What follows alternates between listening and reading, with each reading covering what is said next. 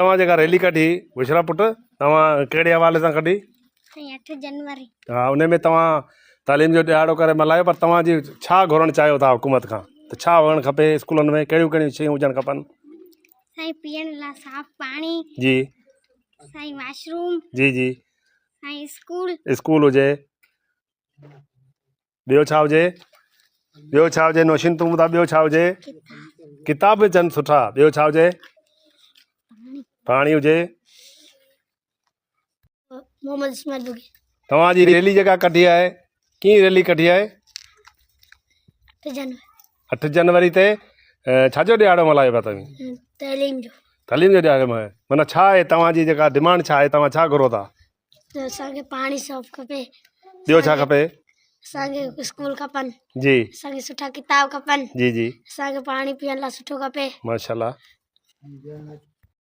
जीअं त अवां ॾिठो त जेको आहे अॼु government primary school Mohammad Ismail Bughio जे ॿारनि जेको आहे तालीमी 8 जनवरी ते तालीमी जेको रैली कढी अवेयरनेस जे हवाले सां, त ॿार जेको आहे पढ़नि ऐं ॿारनि में शौर अचे, त उन हवाले सां ॿारनि जेको आहे नंढा जेको आहे उन्हनि जी हिकिड़ी डिमांड हुई त असांखे जेको बिल्डिंग खपे, असांखे फर्नीचर खपे, पीअण जो साफ़ु मिठो पाणी खपे ऐं किताब खपनि। हालांकि किताब त सरकार ॾिए थी असांखे, पर वरी बि जेको ॿार आहिनि न, ॿारनि खे जेको किताब फाटी थो वञे त ॿार जेको वरी बि घुरे थो किताब।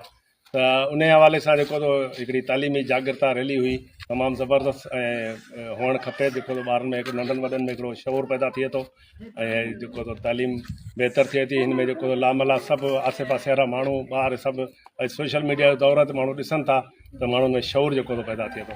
इन हवाले सां गॾु जेको आउं पाण जेको इन्हनि शयुनि जो जेको डिमांड कंदुसि, ऐं काफ़ी जॻह ते ॿियनि फोरम ते बि चई चुको आहियां त ख़ासि तौर ते असांजो मिर्पु ख़ासि जेको डिवीज़न आहे, उहो जेको बरसातनि खे जे करे जेको मुसलसल असांजूं बिल्डिंगूं जेको डैमेज थियूं आहिनि, उनजो पाण जेको मिनिस्टर साहिबु इज़हार बि करे चुको आहे त जेको वाक़ई जेको बिल्डिंगूं असांजूं तमामु घणियूं मुतासिर आहिनि ऐं उहो जेको सरकार जो हिकु ई वक़्तु जेको ठाहिणु जेको वस में कोन्हे।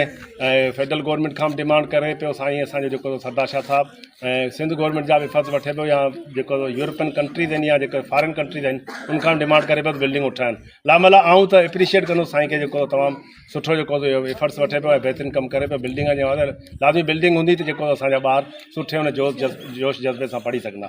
उन खां पोइ जेको हिकिड़ी अहम जेका ॻाल्हि आहे त प्राइमरी जो जेको उस्तादु आहे या प्राइमरी जेको ॿार आहे त माना बुनियादु आहे, उहो जेको जॾहिं यूनिवर्सिटी ताईं ॿार वेंदो, जेको बुनियादु पको हूंदो त ॿार यूनिवर्सिटी ताईं पहुची सघंदो, न त जेको ॿार उहो जेको अॻिते वञी माठ थी वेंदो हलियो। उन खां अलावा प्राइमरी जेको उस्तादु आहे उहो बि जेको